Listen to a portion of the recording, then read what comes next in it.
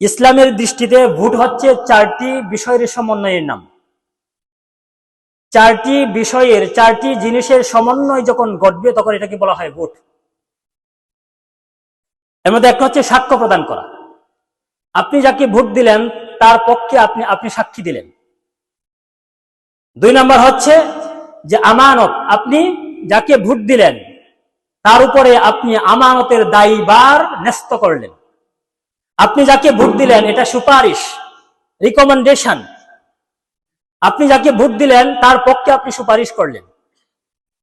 Number 4, the vote হচ্ছে প্রতিনিধিত্বের authority প্রদান করা, গরিবদের জন্য, এলাকার জনগণের জন্য,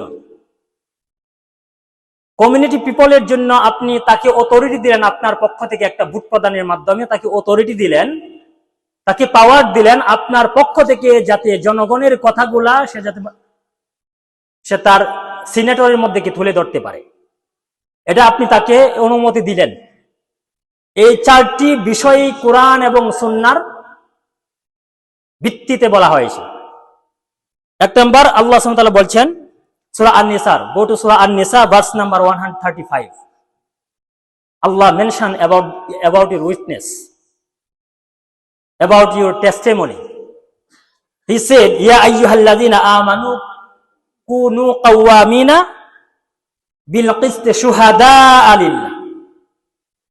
Oh, you who believe, stand firm for justice as a witness for Allah subhanahu wa ta'ala, even it is against yourself, against your mother, against your father, against your children, against your brother. আল্লাহ বলছেন যে তুমি সত্যে সাক্ষ্যদানকারী হিসেবে নিজেকে দণ্ডায়মান করো, এবং এই সত্যে সাক্ষী দিতে গিয়ে যদি এটা তোমার নিজের বিপক্ষেও যায়, তোমার পিতামাতার বিপক্ষে যায়, তোমার সন্তানের বিপক্ষে যায়, তোমার ভাইয়ের বিপক্ষে যায়, তোমার এলাকার জনগণের, মোস্ট অফ দা পিপলের বিপক্ষে যায়, তারপরেও তুমি সত্যের পক্ষে দণ্ডায়মান হও। এই জন্য উমর রাদিয়াল্লাহু আনহু, সাহাবীদের জীবন থেকে আমরা জানতে পারি যে তারা নিজের সন্তানকেও অন্যায়ের ব্যাপারে ছাড় দেন নাই। এটা কি বলা হয়? সত্যের সাক্ষ্য।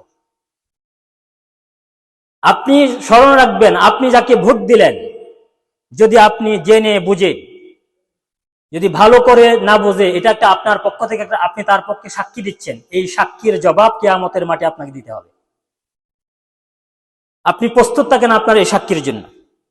2 নাম্বার, the ভোট হচ্ছে আমানত। What is the evidence? Allah subhanahu wa ta'ala said in Surah An-Nisa verse number 58 about the amanat, inna Allaha ya'muru an tu'addul amanata ila ahliha. This is the big verse.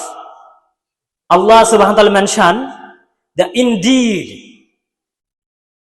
surely, the Allah subhanahu wa ta'ala commands you to return trust the amana to their rightful owners. When you judge between people, judge with fairness. আল্লাহ বলছেন যে আল্লাহ সুবহানাহু ওয়া তাআলা তোমাদেরকে নির্দেশ দিচ্ছেন। এটা কি? আল্লাহ ইয়া'মুরু, দিস ইজ দা, এটা হচ্ছে আমরের সিগা, যারা আরবিক গ্রামারের ভাষা, এটা আমর। আল্লাহ কমেন্ড, স্ট্রংলি কমেন্ড। নামাজের কথা আল্লাহ কোরআনে কমেন্ট করেছেন, নির্দেশ করেছেন, এই জন্য আমাদেরকে নামাজ পড়তে হয়। আপনার আমার নামাজ ছেড়ে দেওয়ার কোনো সুযোগ নাই। যাদের উপর যাকাত ফরজ, যাকাত দেওয়া obligatory, you have to pay যাকাত, because it is the command of আল্লাহ। You have to be pray 5 times a day, it is the command of Allah. Allah subhanahu wa ta'ala command in this ayat, inna Allaha ya'murukum, indeed Allah command you, order. What is the order? An tu'addul amanata ila ahliha. You return trust, the amana. You have to return the amana to rightful owner. প্রত্যেক ব্যক্তির আমানত আল্লাহ নির্দেশ দিয়েছেন যে তোমরা যেন প্রাপ্য অধিকার, প্রাপ্য আমানত তার নিজস্ব ব্যক্তির কাছে পৌঁছে দাও। তার মানে আপনি যে ভোট দিচ্ছেন এটা একটা আমানত, তাকে আমানতের দায়ভার দিয়েছেন যদি সে অন্যায় করে, এই অন্যায়ের দায়ভার আপনি আমি এই দায়ভার থেকে এড়ানোর কোনো সুযোগ থাকবে না। Number 4, vote is the recommendation, সুপারিশ। আপনি যাকে ভোট দিলেন আপনি তার পক্ষে সুপারিশ করলেন। আপনি যাকে ভোট দিলেন এটা আপনি ওই ব্যক্তির পক্ষে সুপারিশ করলেন। আল্লাহ কোথায় বলেছেন? আল্লাহ বলছেন সূরা আন-নিসার verse number 85। Allah says about the recommendation, the voting is the recommendation for you. It is said, man yashfa'u shafa'atu hasana. The whoever intercede for a good cause, he will have a share in its reward. And whoever intercede for an evil cause, he will have a share in its burden.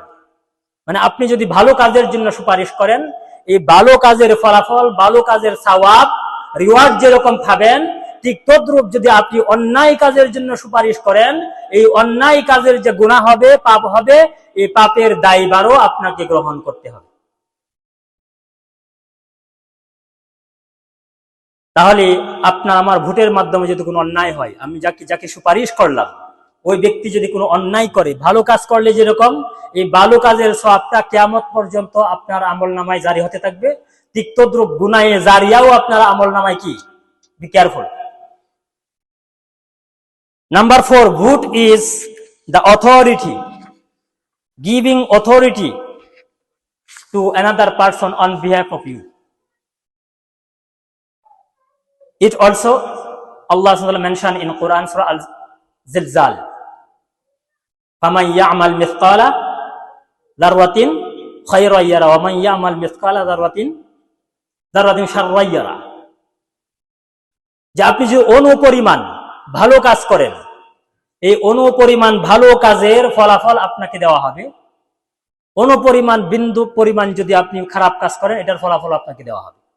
তার মানে আপনি যাকে vote দিচ্ছেন তাকে জনগণের পক্ষ থেকে প্রতিনিধি বানিয়ে আপনি পাঠাচ্ছেন। আপনার পক্ষে ওই ব্যক্তি আপনার পক্ষে কথা বলবে, জনগণের পক্ষে কথা বলবে।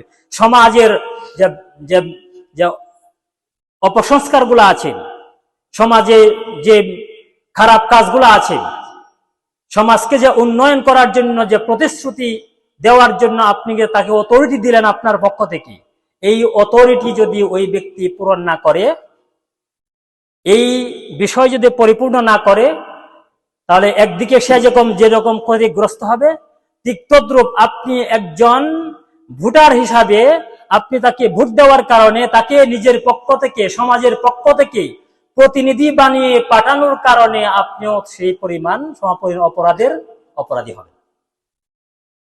এজন্য আসুন আমরা আমাদের বিবেককে কাজে লাগিয়ে কোরআন এবং সুন্নাহ যে দিক নির্দেশনা আমাদেরকে দিয়েছেন, আমাদেরকে যে দিক নির্দেশনা কোরআন এবং সুন্নাহ আমাদেরকে দিয়েছেন, সেই দিক নির্দেশনা অনুযায়ী আমরা আমাদের ভোটিং প্রদান করব।